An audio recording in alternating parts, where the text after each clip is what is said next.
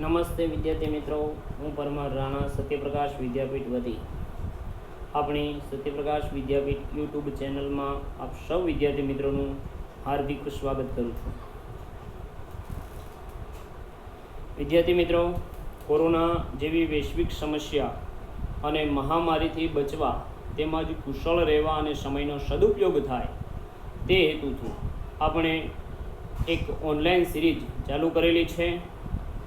તો આ ઓનલાઈન સિરીઝમાં આજે આપણે ધોરણ 10 વિષય વિજ્ઞાન અને ટેકનોલોજી પ્રકરણ 15 આપણું પર્યાવરણ વિશે ખ્યાલ મેળવીશું, અભ્યાસ કરીશું.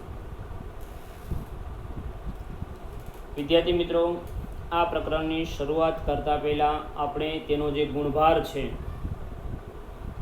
તે જાણી લઈશું.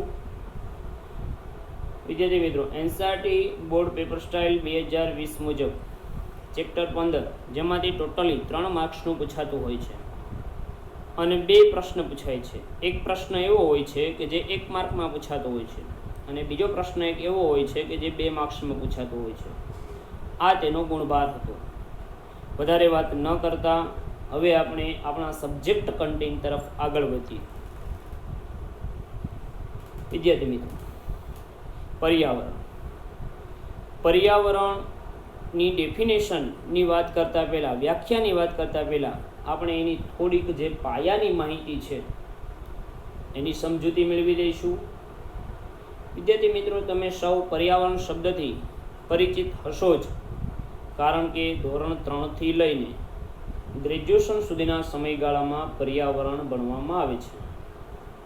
તો તમને કદાચ એમ પ્રશ્ન ઉદ્ભવ્યો હશે કે ગ્રેજ્યુએશનમાં પર્યાવરણ? હા વિદ્યાર્થી મિત્રો, કદાચ તમને ખબર નહીં હોય કે આ પર્યાવરણ વિષય એક એવો વિષય છે કે જે સ્નાતક કક્ષા અને અનુસ્નાતક કક્ષા સુધી ભણવામાં આવે છે.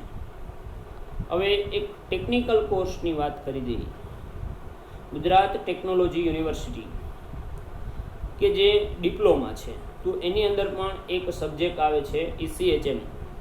આ સબ્જેક્ટમાં પર્યાવરણની માહિતી છે એ વિદ્યાર્થીઓને આપવામાં આવતી હોય છે.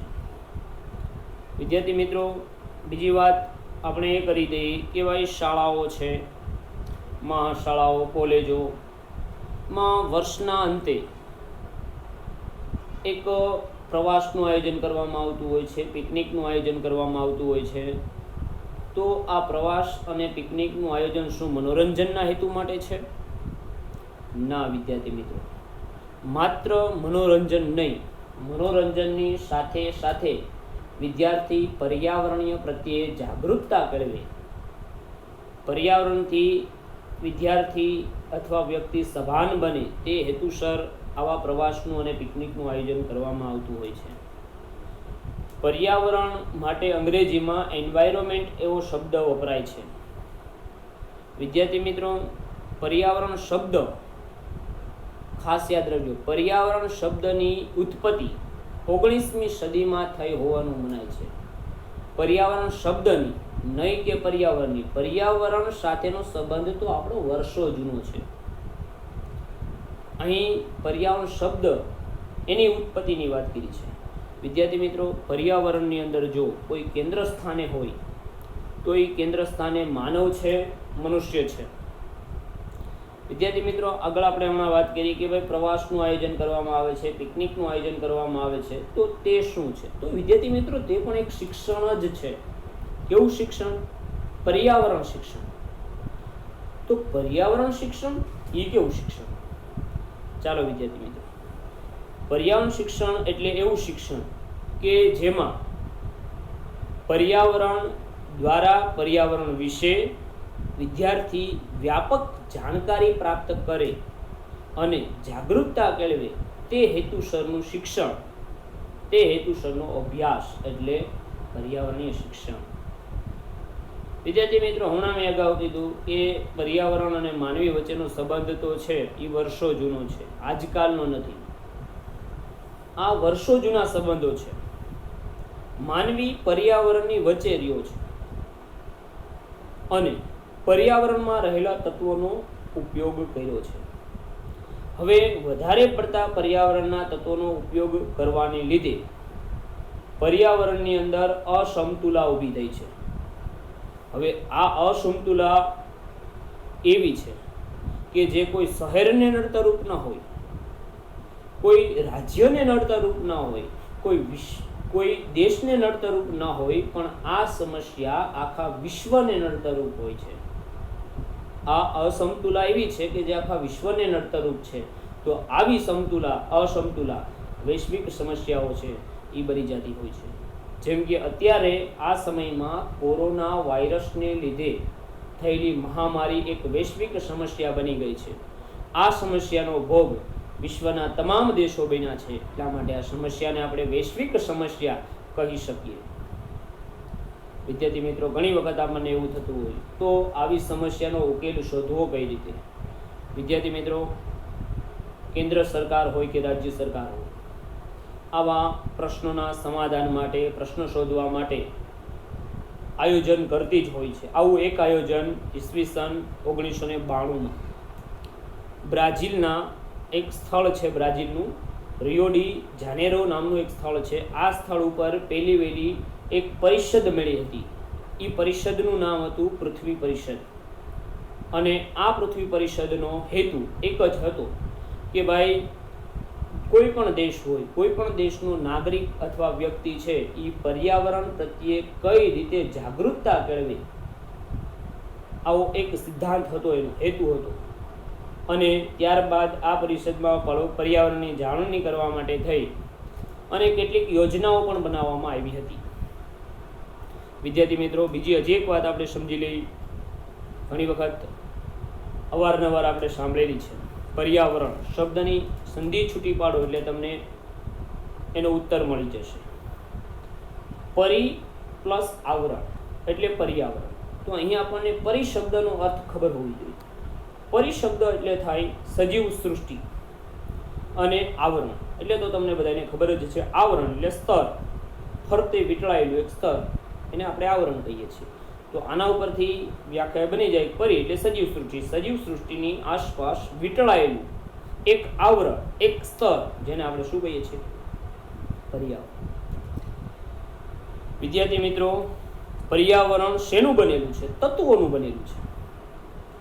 તો આ તત્વો કયા કયા? તો આપણને તરત જ એમ થાય કે આ તત્વો કયા કયા હશે? પર્યાવરણ 5 તત્વોનું બનેલું છે, જેમાં પૃથ્વીનો સમાવેશ થઈ જાય, પાણીનો સમાવેશ થઈ જાય, આકાશનો સમાવેશ થાય, વાયુ અને અગ્નિ. પૃથ્વી, પાણી, આકાશ, વાયુ અને અગ્નિ, આ 5 તત્વો જ્યારે ભેગા મળે ને ત્યારે તે તત્વને કહેવાય પંચમહાભૂત તત્વ. અને પર્યાવરણની રચના માટે જવાબદાર હોય, એના બંધારણ માટે, તો તે છે પંચમહાભૂત તત્વો. આ 5 તત્વો છે એ વ્યક્તિના જીવન સાથે સંકળાયેલા જ હોય છે. કોઈ પણ વ્યક્તિ હોય, સજીવ સૃષ્ટિ કોઈ પણ હોય, સજીવ સૃષ્ટિનો કોઈ પણ જીવ હોય, તે આની સાથે સંકળાયેલો હોય છે. વિદ્યાર્થી મિત્રો, પર્યાવરણની અંદર મૃદાવરણનો પણ સમાવેશ થાય, જલાવરણ, વાતાવરણ અને જીવાવરણ. આપણા પૃથ્વીના જે આવરણો છે એ 4 આવરણો ભેગા મળે ત્યારે પર્યાવરણની રચના થતી હોય છે.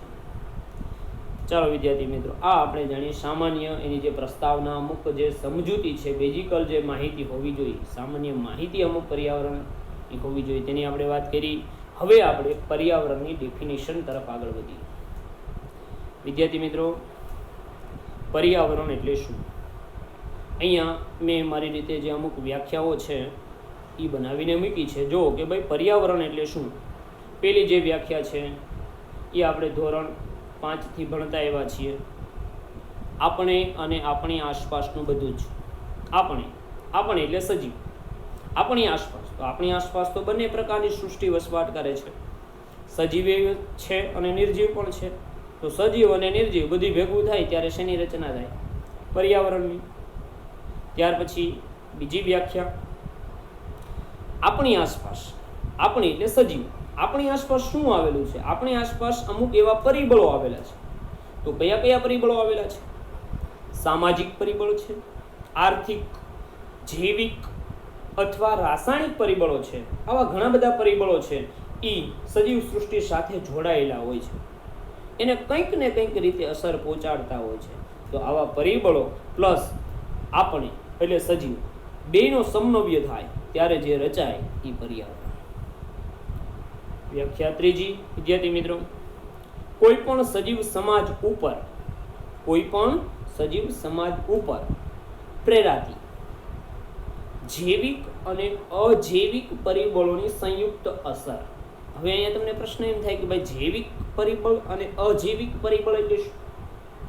વિદ્યાર્થી મિત્રો, જૈવિક પરિબળ એટલે જેમાં જીવ છે, જે સજીવ છે તે જૈવિક પરિબળ, અને જેમાં જીવ નથી, જે નિર્જીવ છે તે અજૈવિક પરિબળ. તો સજીવ સમાજ એટલે સજીવ ઉપર બંનેની અસર થાય છે, જૈવિક પરિબળની અસર થાય છે અને અજૈવિક પરિબળની અસર પણ થાય છે. સંયુક્ત અસર, બેની ભેગી અસર, અને એના કારણે જે આખું આવરણ તૈયાર થાય છે તે આવરણને કહેવાય પર્યાવરણ. ત્યાર પછી જે ચોથી ડેફિનેશન છે તે ડેફિનેશન ત્રીજી ડેફિનેશનને મળતી જ આવે છે કે ભાઈ સજીવોના જીવન અને તેના વિકાસને અસર કરતી બધી બાહ્ય પરિસ્થિતિ એટલે તો ભાઈ બહારની કઈ કઈ પરિસ્થિતિ, જૈવિક અને અજૈવિક પરિસ્થિતિ. તાપમાન, અજૈવિક પરિસ્થિતિની અંદર તાપમાન, પવન, વરસાદ, ભૂમિ, આ બધી અજૈવિક પરિસ્થિતિ છે. તો આવી બાહ્ય પરિસ્થિતિ અને પરિબળોના સરવાળાને પર્યાવરણ કહે છે. તો આ વિદ્યાર્થી મિત્રો આપણે પર્યાવરણની જે વ્યાખ્યા છે, જે ડેફિનેશન તો ઘણી બધી છે, એમાંથી જે થોડી ઘણી ડેફિનેશન 3 થી 4 ડેફિનેશન છે એ અહીંયા મેં તમને સમજાવી. હવે પછી આપણે આગળ વધીએ. વિદ્યાર્થી મિત્રો, ઘટકો, પર્યાવરણના મુખ્ય ઘટકો એટલે કે પર્યાવરણની રચના કોનાથી થાય છે? તેના ઘટકોથી થાય છે. પર્યાવરણની રચના શેનાથી થાય છે? તેના ઘટકોથી થાય છે. એ ઘટકો બે પ્રકારના છે, જૈવિક ઘટક અને અજૈવિક ઘટક. જૈવિક ઘટક કોને કહેવાય? હમણાં જ મેં તમને સમજૂતી આપી કે જૈવિક એટલે જેનામાં જીવ છે, જીવંત છે તેવા ઘટકો, એને શું કહેવાય? જૈવિક ઘટકો. કે પર્યાવરણમાં રહેલા અમુક એવા ઘટકો કે જે સજીવોની અંદર આવે છે. દાખલા તરીકે મનુષ્યનો સમાવેશ જૈવિક ઘટકોમાં થાય. અજૈવિક ઘટકો, પર્યાવરણમાં રહેલા નિર્જીવ ઘટકો, જેમ કે પવન નિર્જીવ ઘટક છે. ભૂમિ, પાણી, વરસાદ, આ બધા ઘટકો કેવા છે? તો નિર્જીવ ઘટકો છે. તો આવા નિર્જીવ ઘટકો જે છે જેનો સમાવેશ અજૈવિક ઘટકોમાં કરવામાં આવતો હોય છે. તો આ પર્યાવરણના બે મુખ્ય ઘટકો હતા, જૈવિક ઘટકો અને અજૈવિક ઘટકો. જૈવિકની અંદર પર્યાવરણમાં રહેલા તમામ સજીવોનો સમાવેશ જૈવિક ઘટકમાં થાય છે. દાખલા તરીકે મનુષ્ય. અજૈવિક ઘટકો, પર્યાવરણમાં રહેલા નિર્જીવ ઘટકો જેનો સમાવેશ અજૈવિક ઘટકોમાં થાય છે. પવન, ભૂમિ, વરસાદ, પાણી, આ બધા કેવા ઘટકો છે? તો નિર્જીવ ઘટકો છે. ચાલો વિદ્યાર્થી મિત્રો, ત્યાર પછી આગળનો ટોપિક. વિદ્યાર્થી મિત્રો, પદાર્થ બે પ્રકારના હોય છે. શેના આધારે? વિઘટનના આધારે. વિઘટનના આધારે પદાર્થોના મુખ્યત્વે કેટલા પ્રકાર? બે. હવે પ્રશ્ન થાય કે વિઘટન એટલે શું? વિઘટન એટલે કે છૂટું પડવું. કે ભાઈ કોઈ વસ્તુ છે અથવા કોઈ પદાર્થ છે એ જટિલ સ્વરૂપમાંથી સરળ સ્વરૂપમાં રૂપાંતર પામે, એટલે એનો અર્થ એવો થયો કે વિઘટન પામ્યું. વિઘટનના આધારે પદાર્થોના મુખ્યત્વે બે પ્રકાર: જૈવ વિઘટનીય પદાર્થ અને અજૈવ વિઘટનીય પદાર્થ. જૈવ વિઘટનીય એટલે શું? કે જે પદાર્થો જૈવિક ક્રિયા દ્વારા વિઘટિત થતા હોય તો તે પદાર્થોને જૈવ વિઘટનીય પદાર્થો કહેવામાં આવે છે. દાખલા તરીકે વધેલો ખોરાક. વિદ્યાર્થી મિત્રો, વધેલો ખોરાક એ જૈવ વિઘટનીય પદાર્થ છે. શા માટે? કારણ કે સરળતાથી વિઘટન પામી જાય છે. જટિલ સ્વરૂપમાંથી સરળ સ્વરૂપમાં સરળતાથી રૂપાંતર પામી જાય છે, એટલા માટે તે પદાર્થ છે એ જૈવ વિઘટનીય પદાર્થ છે. ત્યાર પછી અજૈવ વિઘટનીય પદાર્થ. જે પદાર્થો જૈવિક ક્રિયા દ્વારા વિઘટિત થતા નથી, એનો અર્થ એવો થયો તાપમાનની પણ અસર થતી નથી, દબાણની પણ અસર થતી નથી, આવી બાહ્ય પરિસ્થિતિની અસર નથી થતી, એટલે વિઘટન પામતા નથી, જટિલ સ્વરૂપમાંથી સરળ સ્વરૂપમાં રૂપાંતર પામતા નથી, જટિલમાંથી જટિલમાં જ રહે છે. તેવા પદાર્થોને જૈવ અવિઘટનીય પદાર્થો કહેવામાં આવે છે.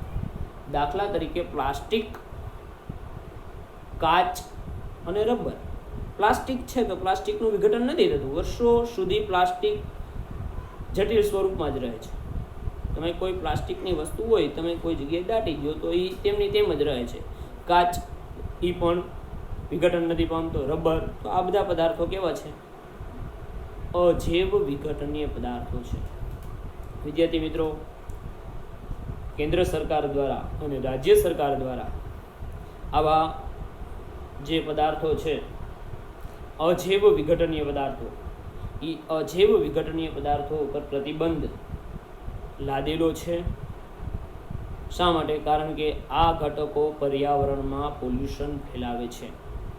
અજૈવ વિઘટનીય પદાર્થો જે છે એ શું કરે છે? પોલ્યુશન ફેલાવે. શા માટે? કારણ કે એનું વિઘટન તો થતું નથી.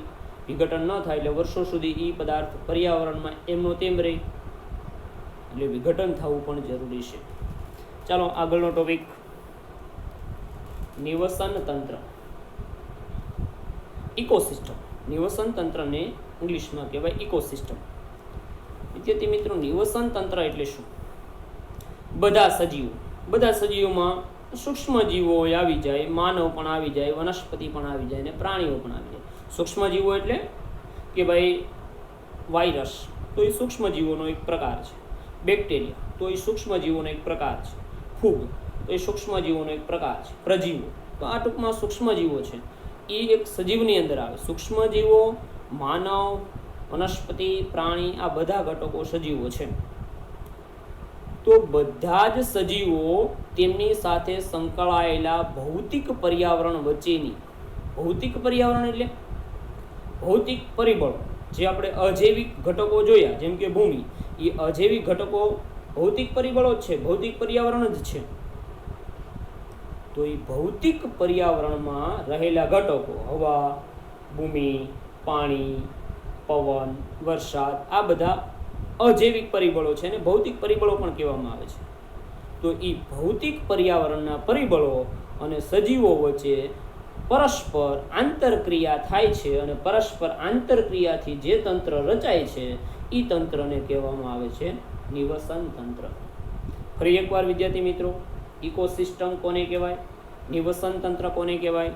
પૃથ્વીની સપાટી ઉપર વસવાટ કરતા તમામ સજીવો છે એ કંઈક ને કંઈક રીતે કોની સાથે સંકળાયેલા છે? તો ભૌતિક પર્યાવરણમાં રહેલા સજીવો સાથે સંકળાયેલા છે.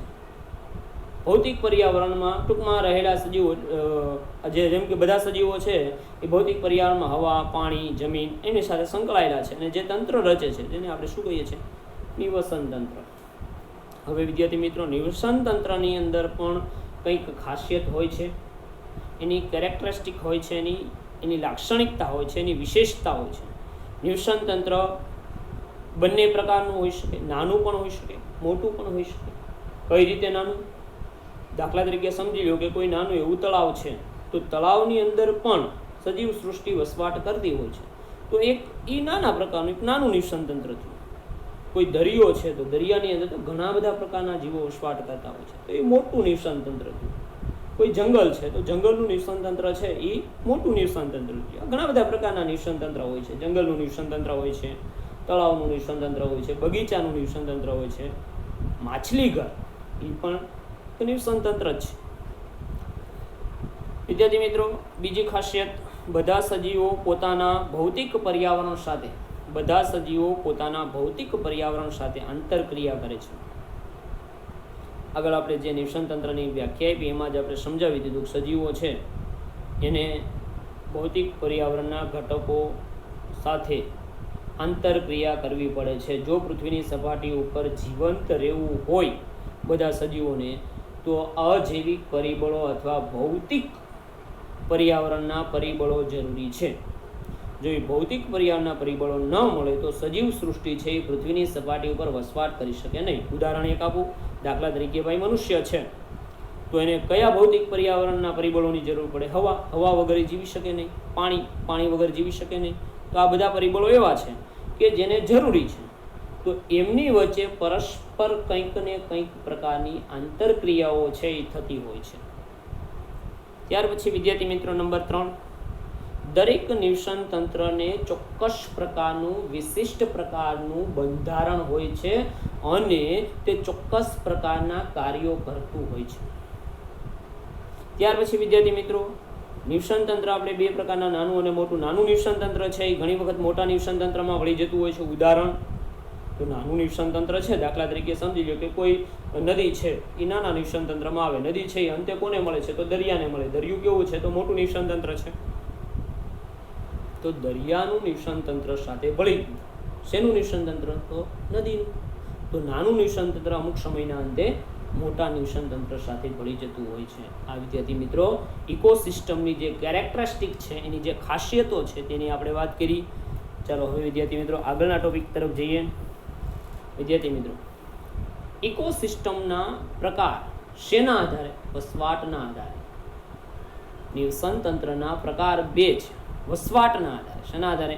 વસવાટના આધારે. વસવાટના આધારે નિવસન તંત્રના મુખ્યત્વે 2 પ્રકારો પડે છે: સ્થળજ નિવસન તંત્ર અને જલજ નિવસન તંત્ર. સ્થળ એટલે જમીન. સ્થળ એટલે જમીન, પૃથ્વીની સપાટી પરનો મૃદુ ભાગ. મૃદુ એટલે કે ખડકોનો ભાગ, માટીનો ભાગ, જેને આપણે સ્થળજ નિવસન તંત્ર. અને પછી જલજ નિવસન તંત્ર એટલે પાણી. પછી મીઠું પાણી હોય તોય ભલે, ખારું પાણી હોય તોય ભલે. એટલે સ્થળજ અને જલજ આવા 2 ભાગ પાડવામાં આવ્યા છે વસવાટના આધારે. કોના? ઇકોસિસ્ટમ એટલે કે નિવસન તંત્રના. સ્થળજની અંદર જમીન પરનું નિવસન તંત્ર. હમણાં મેં તમને ઘણા બધા પ્રકારો ઉદાહરણો આપ્યા કે ભાઈ જંગલનું નિવસન તંત્ર છે તો એ સ્થળજમાં આવે. રણ તો એ એક નિવસન તંત્રનું જ ઉદાહરણ છે. રણ પ્રદેશનું નિવસન તંત્ર તો એ સ્થળજમાં આવે. તૃણભૂમિનું નિવસન તંત્ર તો એ પણ શેમાં આવે? સ્થળજમાં. બગીચો છે તો બગીચો પણ સ્થળજ નિવસન તંત્રમાં જ આવે. ત્યાર પછી વિદ્યાર્થી મિત્રો બીજો આપણે જે પ્રકાર જોઈએ છે જલજ. જલજના 2 ભાગ. જળ 2 પ્રકારના હોય, ખારું હોય, મીઠું હોય. તો મીઠા પાણીનું નિવસન તંત્ર, નદીઓ છે તો એ મીઠા પાણીના નિવસન તંત્રમાં આવે. તળાવો તો તળાવો પણ મીઠા પાણીના નિવસન તંત્રમાં આવે. સરોવરો છે તો પણ મીઠા જળના નિવસન તંત્રમાં આવે. અને એક નિવસન તંત્ર ખારા જળનું એટલે કે એમાં આવશે દરિયો. દરિયાનું જે નિવસન તંત્ર છે એ ખારા જળનું નિવસન તંત્ર છે. વિદ્યાર્થી મિત્રો અહીંયા આપણે નિવસન તંત્રના પ્રકારની વાત કરી. ચાલો વિદ્યાર્થી મિત્રો એની પછીના જે ટોપિક છે એ આવતા લેક્ચરમાં આપણે સમજીશું. Thank you. આભાર.